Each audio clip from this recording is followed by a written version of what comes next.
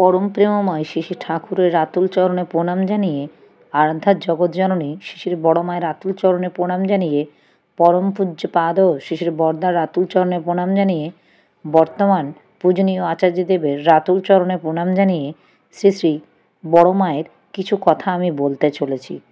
মা, মা কোথা থেকে আসিতেছে?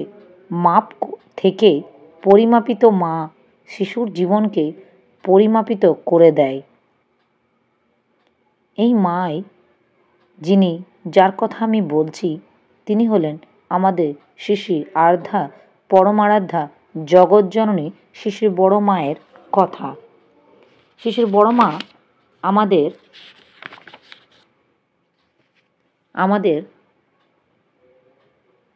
জীবনের পথ দেখিয়েছেন। শ্রী শ্রী বড় মায়ের নাম সরস্বীবালা দেবী। শ্রী শ্রী বড় মায়ের পিতার নাম রামগোপাল ভট্টাচার্য, মাতা ছিলেন ত্রিনয়নী দেবী। 1301 সন 14ই শ্রাবণ রবিবার কৃষ্ণা দ্বাদশী তিথিতে পাবনা জেলায় ধোপাদহ গ্রামে পরমারাধ্যা জগৎজননী শ্রী শ্রী বড় মায়ের শুভ আবির্ভাব হয়েছিল এই ধরণীতে। 1313 সালে 28শে শ্রাবণ সোমবার শ্রী শ্রী ঠাকুরের সহিত শুভ বিবাহ হয়।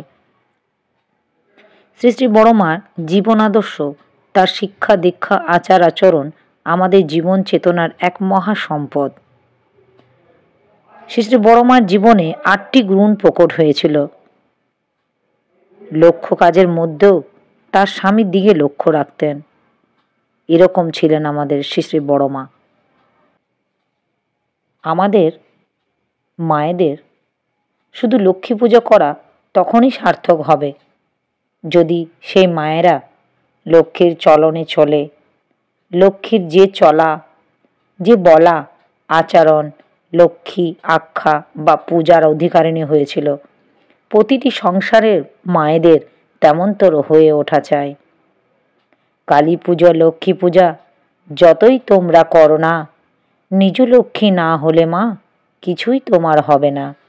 চলন হারা চরণ পূজা, বন্ধা পূজা তাই জানিস, আদর্শতে অটুট চলন বর্ধনা তাই মানিস। জয় গুরু। সকলকে আমার রানন্দিত জয় গুরু। শ্রী শ্রী বড় মায়ের এই সামান্যটুকু আমি